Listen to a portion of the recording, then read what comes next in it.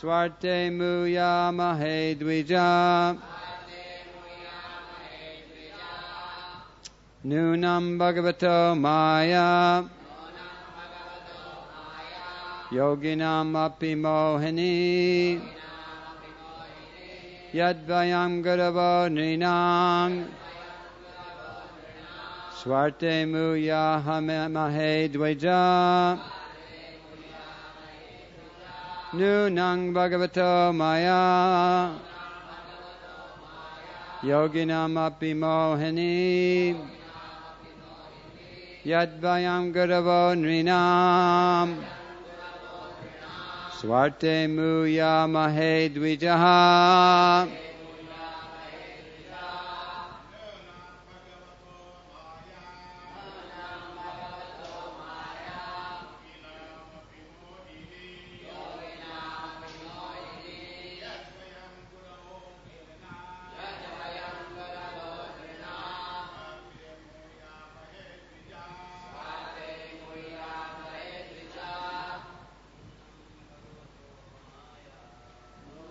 Bhagavato maya.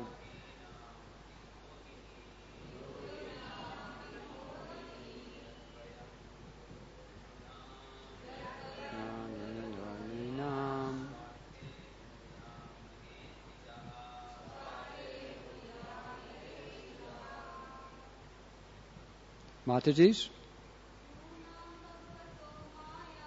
Nunam bhagavato maya.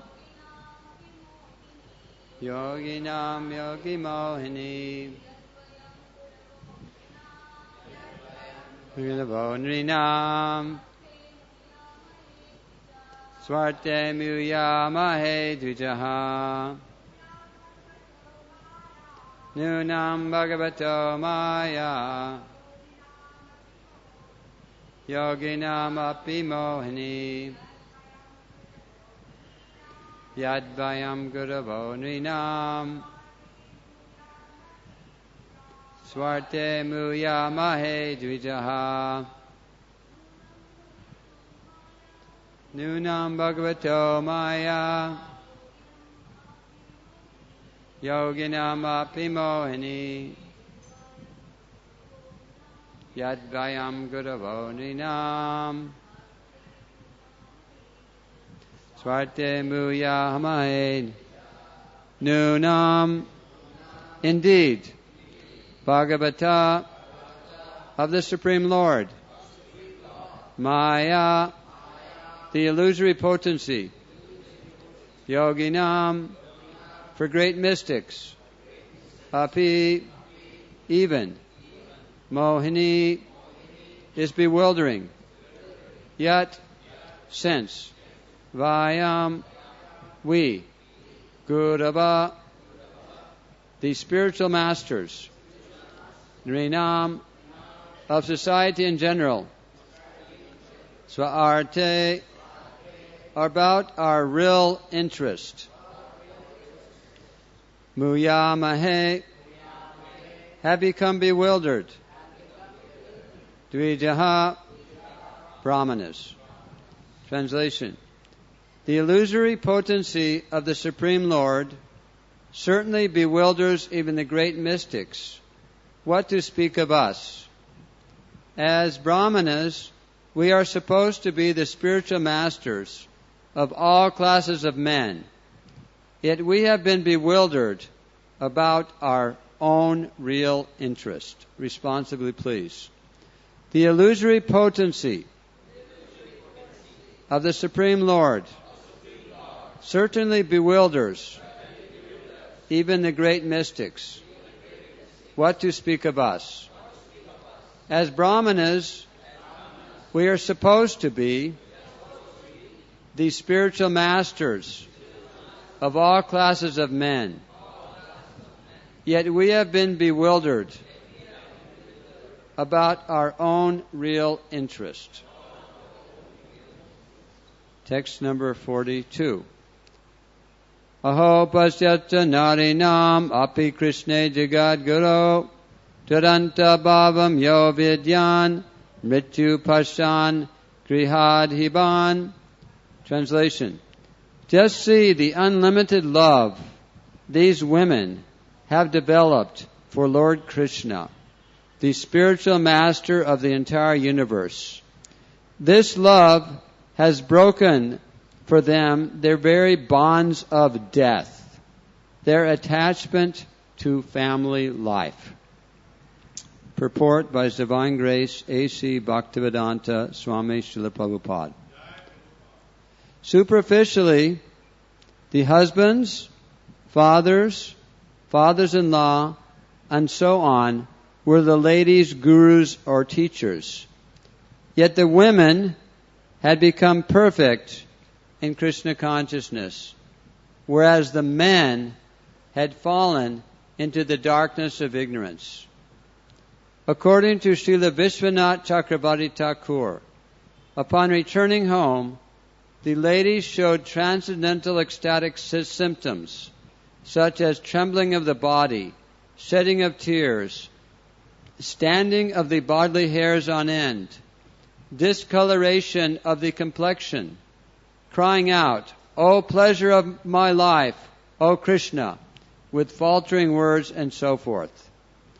Srila Vishwanath Chakravarti goes on to state that while one may object that it is not fitting for a woman to love anyone other than her husband, here the husbands themselves point out that they are gurus only in imitation of the Supreme Lord, who is Jagad Guru, the universal teacher and spiritual master.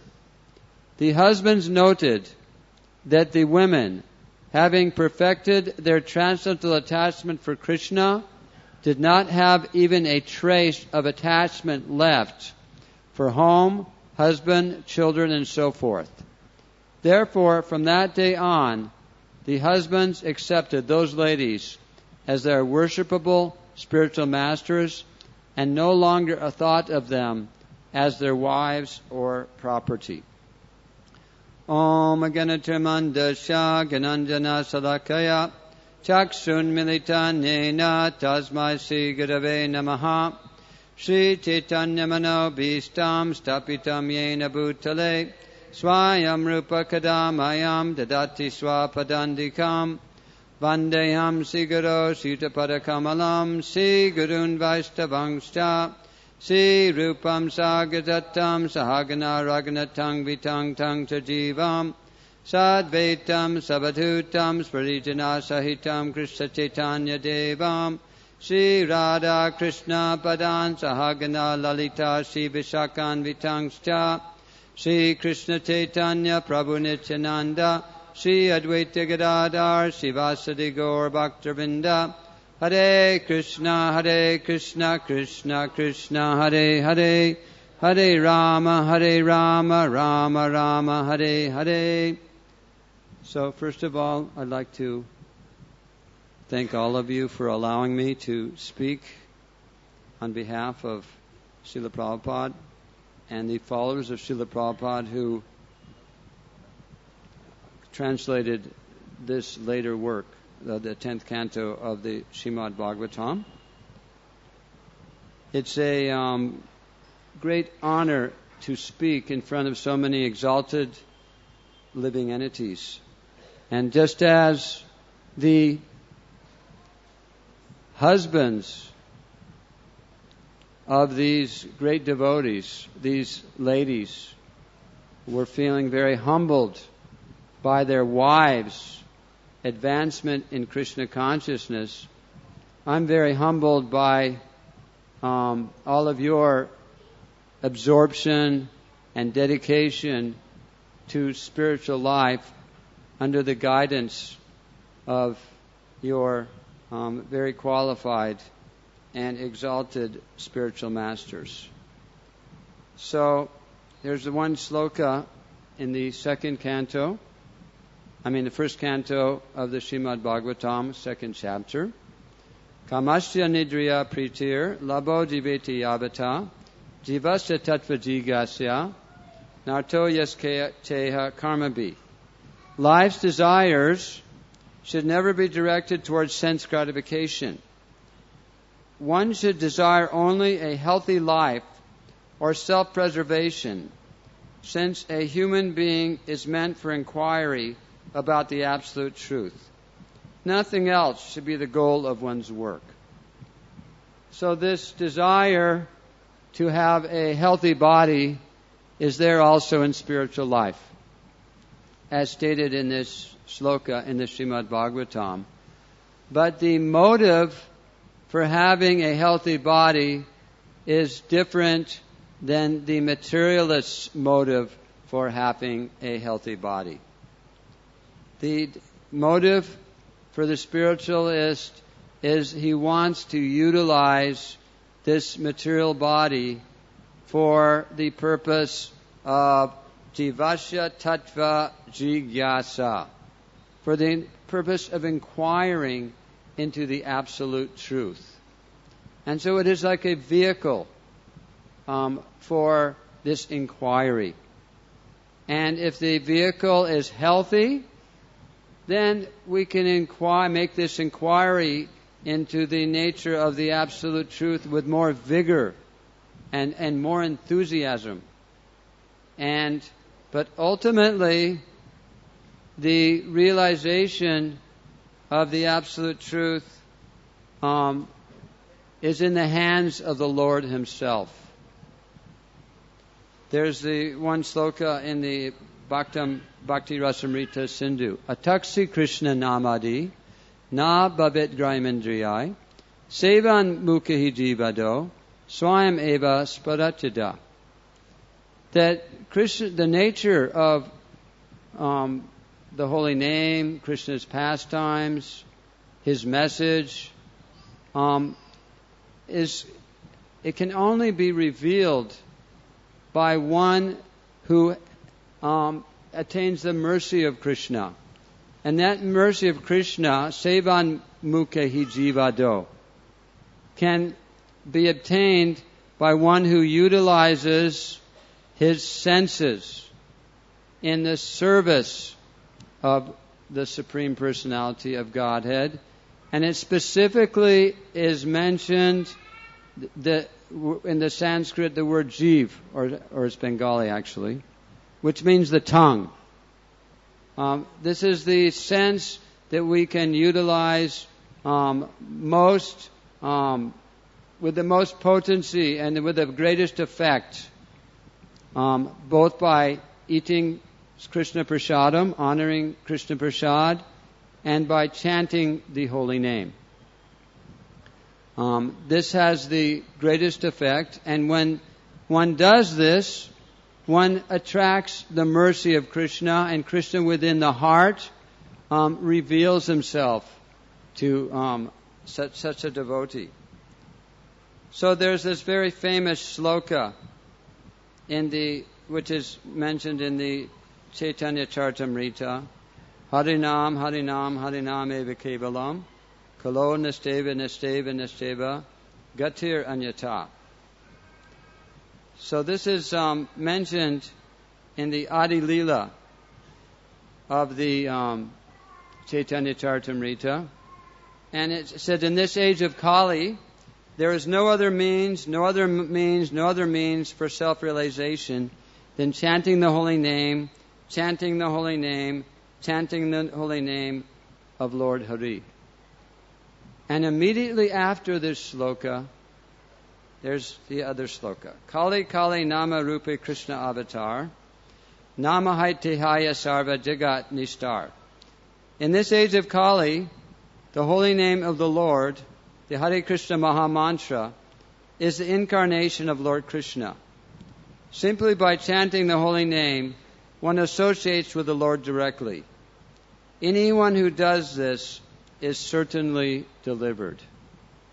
So just as the Brahmanas, they did not recognize the Supreme Personality of Godhead who was personally present in their own neighborhood. Similarly,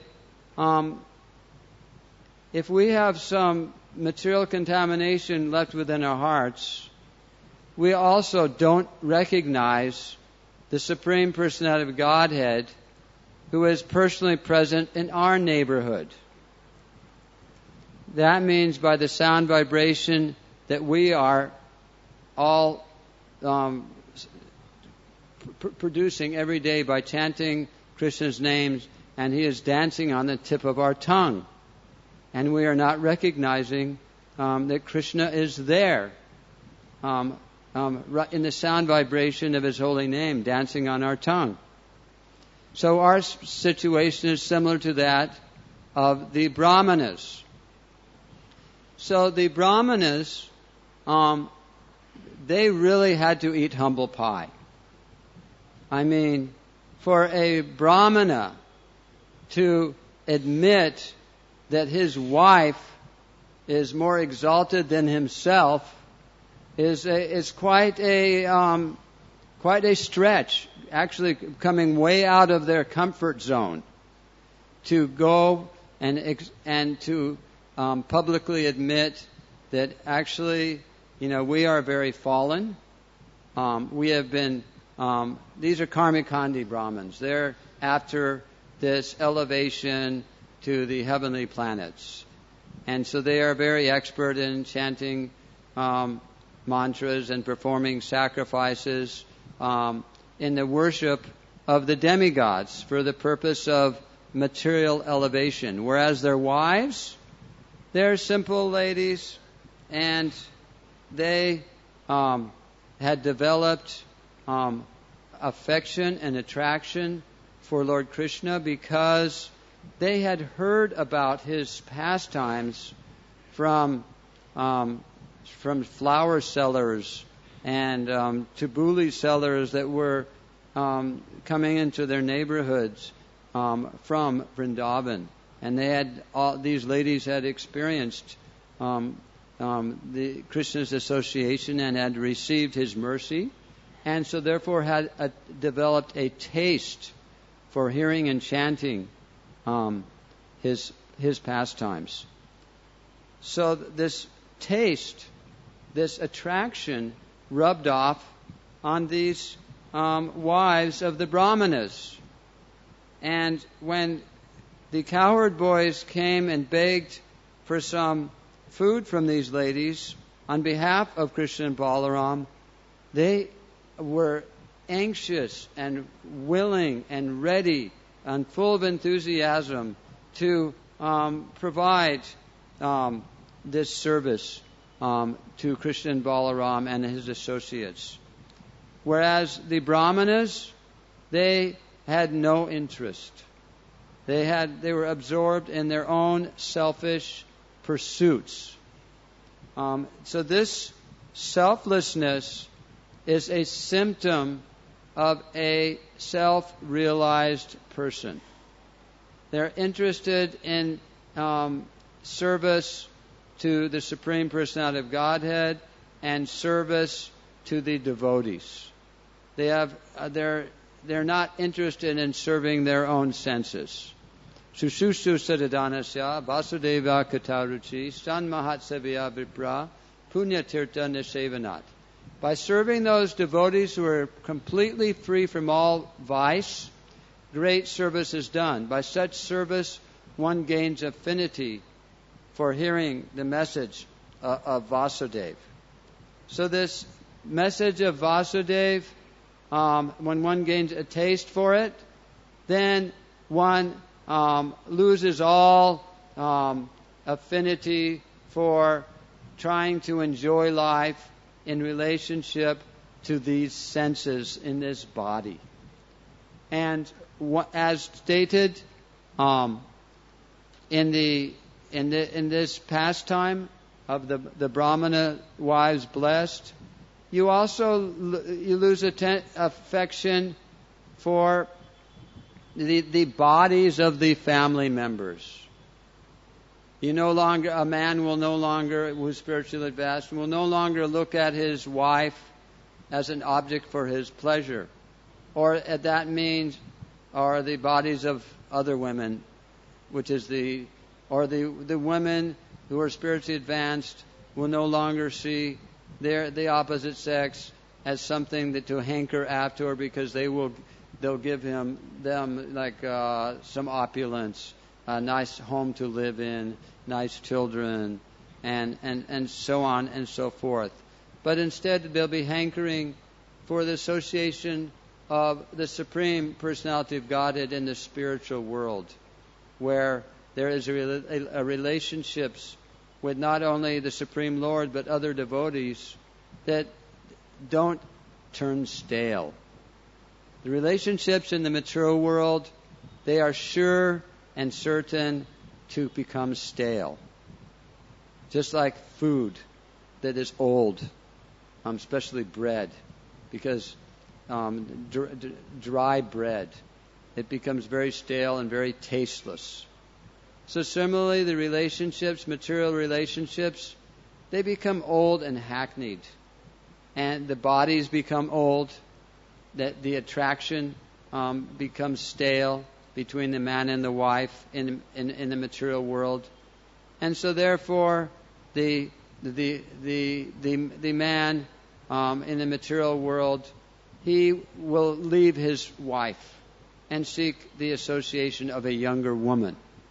This is a common phenomena, especially as the age of Kali progresses. And what happens is there is the structure of society, their morals become loose, and it is no longer considered bad for a man to go after a younger woman. It is normal, and it is accepted. And so then men can engage in this activity without feeling any shame. So this is the situation in the age of Kali. Prayanalpayasa sabya kalabhas menyugejana mandasa manda matayo manda bhagya hupadrutaha. That in this iron age of Kali, men have but short lives. They are quarrelsome, lady, misguided, unlucky, and above all, always disturbed. They're not happy because they are seeking for happiness in a wrong way. So this section in the Chaitanya Charitamrita, where the holy name, these slokas about the holy name are mentioned, gives us great insight in how we can actually come to some realization that Krishna is present in His holy name. Just like these brahmanas, they came to some realization that actually Krishna is God, and that their wives are they became their spiritual masters, and accepted them as such, and publicly declared them as such. So similarly, if we want realization of Krishna's name as being present in the sound vibration, and that is dancing on our tongues, then there's a certain mood that one has to practice while chanting the holy name. And of course it's Tranyadapi Sunitena, Torodapi Sahisana, Amanina Manadina, Kirtanyak Sadahari. But in the Chaitanya Charitamrita, it is kind of elaborated on, and kind of like, so I thought I should read this elaboration. To chant the holy name always, one should be humbler than the grass in the street, and devoid of all desire for personal honor.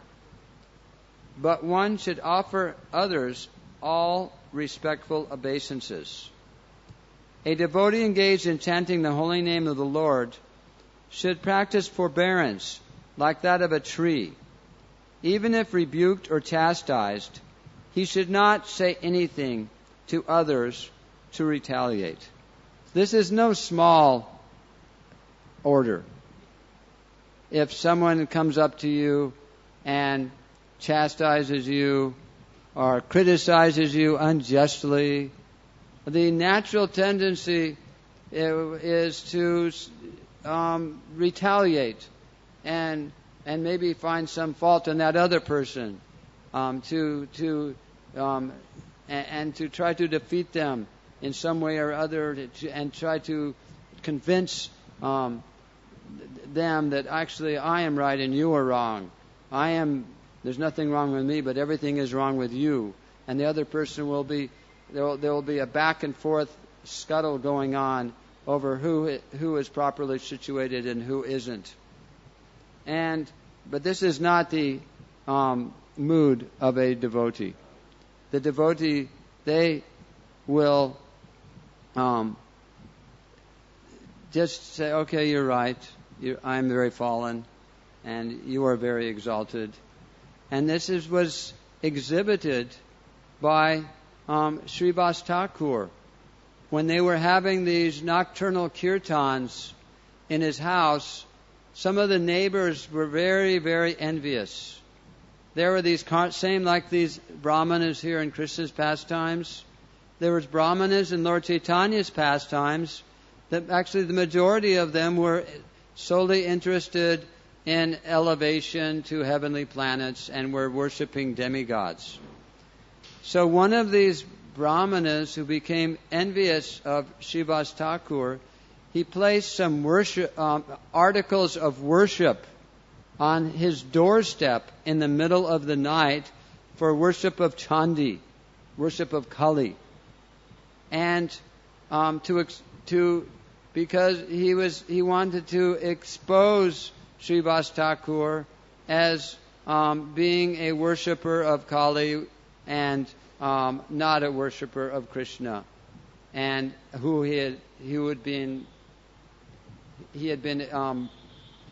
shown to be by his activities previously. So when Srivas Thakur got up in the morning and he went outside and he saw this paraphernalia, he said, "Oh, everybody come here. Everyone look. I'm actually pretending to be a worshipper of Krishna, but actually look what's on my door. I've been secretly worshiping Kali.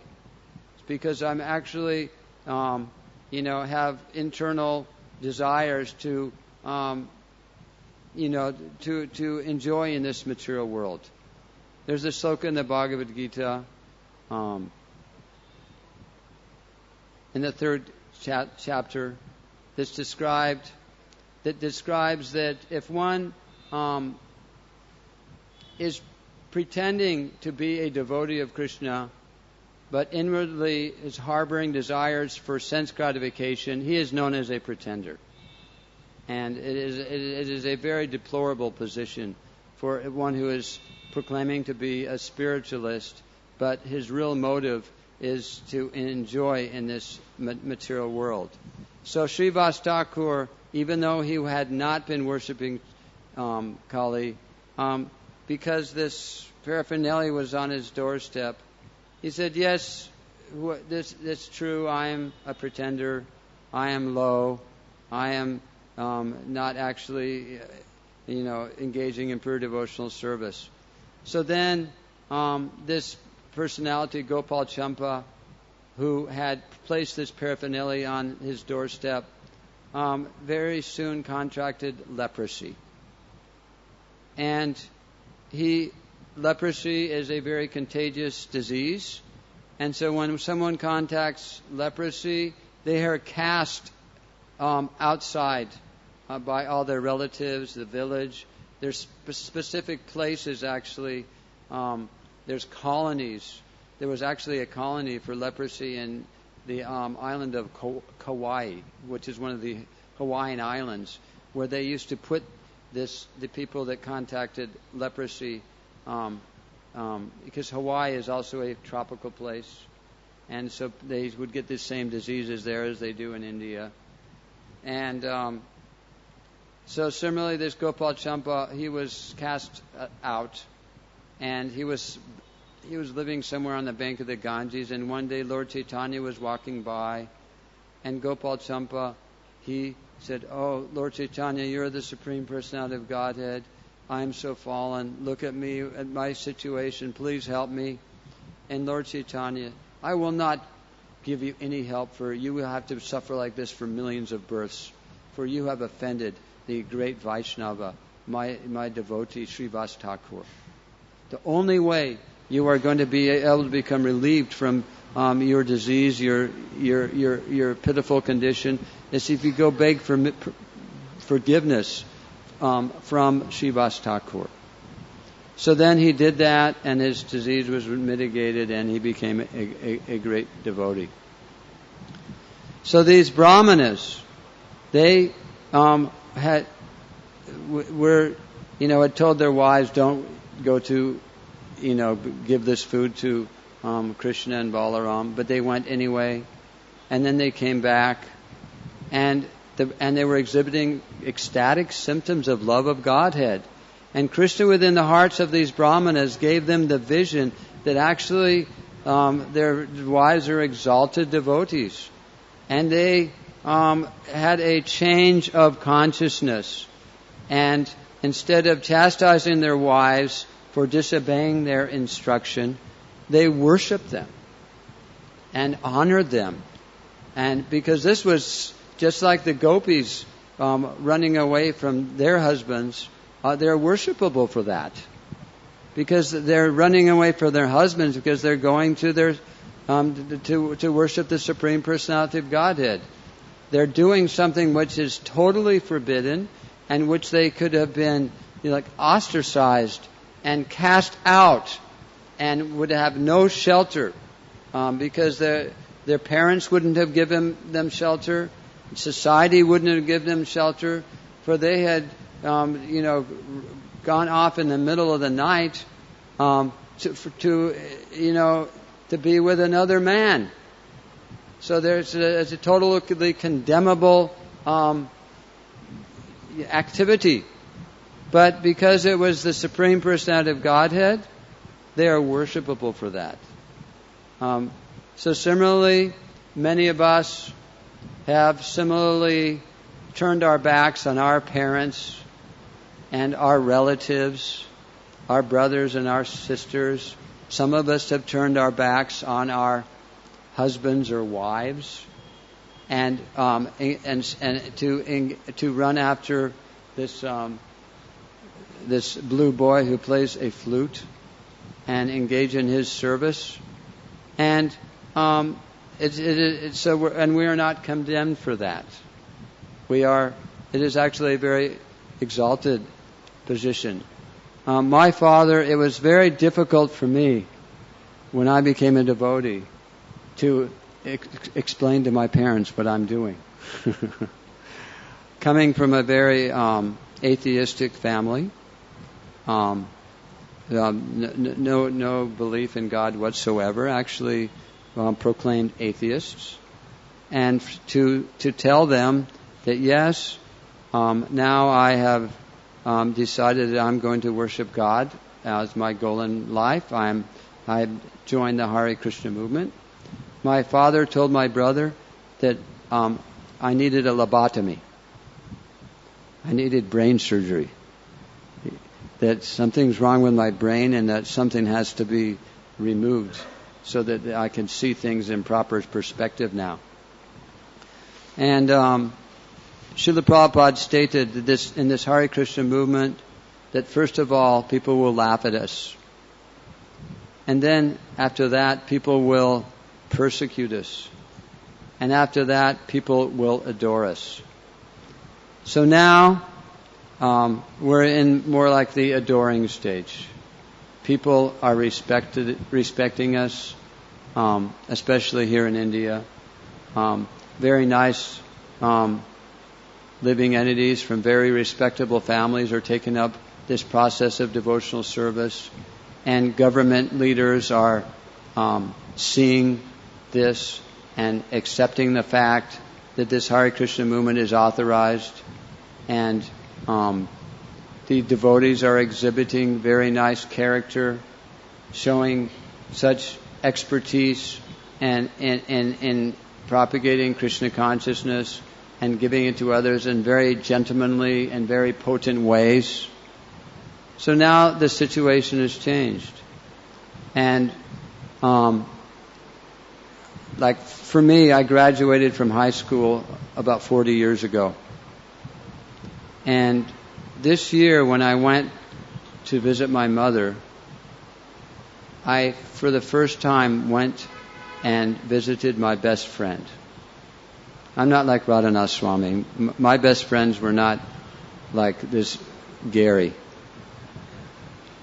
Gary came here and he showed so much appreciation and so much for his old friend Radhanath Swami and all of you. My friends are not like that. I actually had very bad friends. I was, I'm very small in build, and my friends would bully me. These are my friends.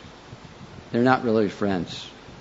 They would abuse me, and I couldn't fight back because I couldn't physically deal with them. They would have beat me up. This is America. If might is right. If in America, if you are a big, strong football player, you are worshipable. And you are adored.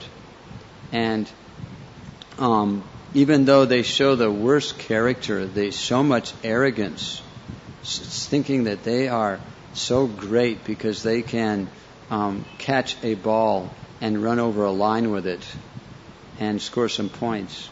They get the biggest salaries. They get the most worship and the most adoration from the public, more than any spiritual personality by far, these sports stars. So, in America, if you are strong and you are able to overpower, then you are great.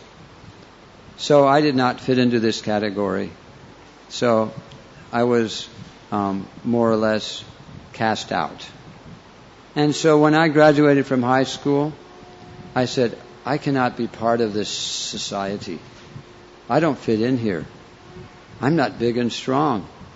I cannot catch a ball and cross over a line with it when other people are trying to stop me from doing this.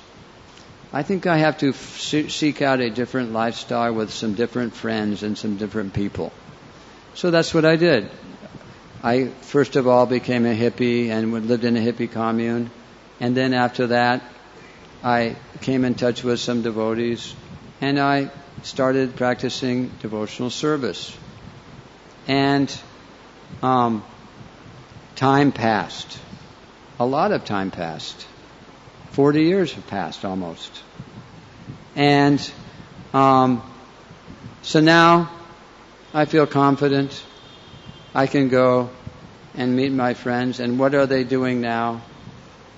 My best friend, he cannot even tie his own shoelaces because he has abused his body so badly with the practices of intoxication and meat eating and just a very low lifestyle. And another friend, his intestines got so diseased that they had to remove his intestines, and now he has to pass stool into a bag. And another friend, he's no longer alive anymore because he took so much intoxication and that he died before he was even 50 years old. And another friend, he went to college and he became a lawyer. And when he was becoming a lawyer, to put himself through school, he worked in a bar as a bartender, and he became addicted to alcohol. But he continued in his pursuit of his education, and he became a lawyer, but maintained his alcohol addiction, and eventually he got arrested for driving a car under the influence of alcohol, and he went to jail for a certain amount of time. And during this period of time, his wife divorced him, and when he came out of jail, he was no longer respected as a lawyer anymore after breaking the law himself, and being exposed as a drunkard. He committed suicide. So this is the situation of materialists. If one pursues materialistic life, one is sure to be defeated. And one gets defeated in very ugly ways. And one becomes, there's no happiness. This is in the Bhagavad Gita, it is described as this happiness in the mode of passion, where in the beginning one thinks that he is doing very well, but at the end he has been exposed as doing very badly. So when I went to visit my friend, I was, full of, anyway, it's not that this body isn't deteriorating and isn't aging. It is. I'm not full of vigor and vitality like I used to be when I was in my 20s and 30s and 40s. But compared to my friend, I was doing very well. And he commented to me that, wow, you did something right.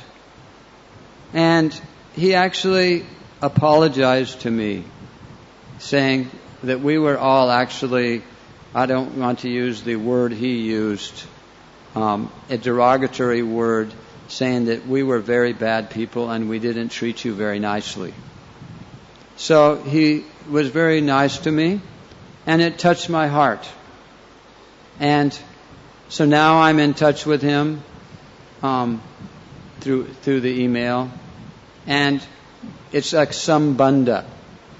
I'm now in touch with my old classmate, and gradually I can hopefully influence him in spiritual life. I may be able to, I may not, I don't know. But now I'm in a situation where I'm the strong one. And where previously I was the weak one. And now I can say, what have you done? Look at you. You have wasted your life. And look at your situation. But instead of beating them up with words, try to help them and encourage them in spiritual life. And now they're in such a situation where they can, like Gopal Champa, they're helpless. And they're not that old. If in America, when you go through this high school, if you do not engage in illicit sex and intoxication, you are outcast. What's wrong with you? This is the life. This is fun.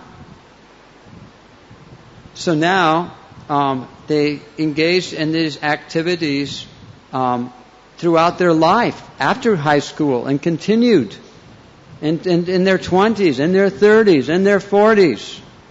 These same foolish activities of, illicit sex and intoxication. And so then they become old very quickly, before their time, so to speak. And so now they're in a situation where they can maybe they're humbled. Just like the Brahmanas were humbled. And they became in such a situation where they're taking their wives as their spiritual master, where the culture of India is such that the wives take the husbands as a spiritual master. The tables are turned. So this is the reality of this world. That if one takes spiritual life very sincerely and very seriously, no matter how he was looked upon previously, he will be looked on as the great person who accomplished something in his life in the end.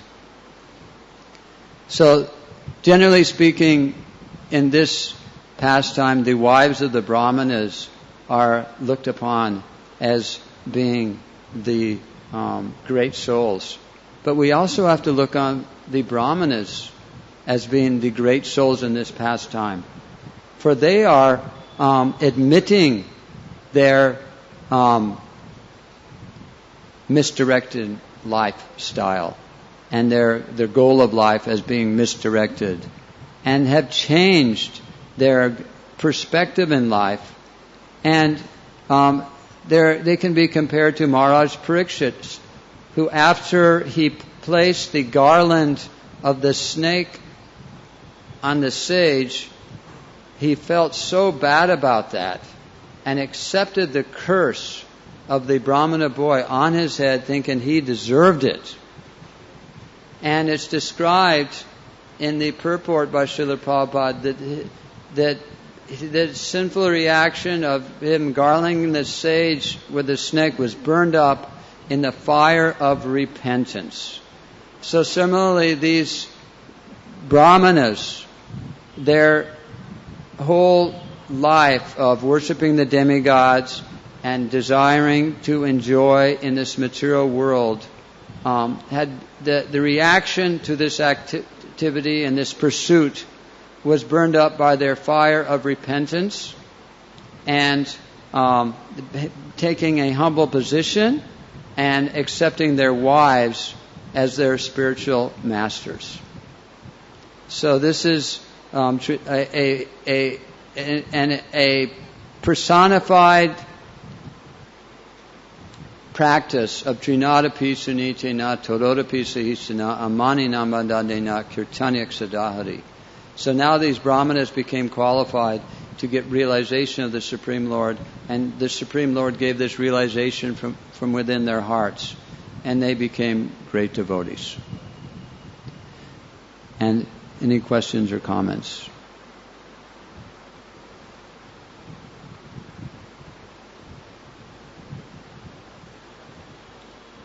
Srila Prabhupada ki, Srimad Bhagavatam ki.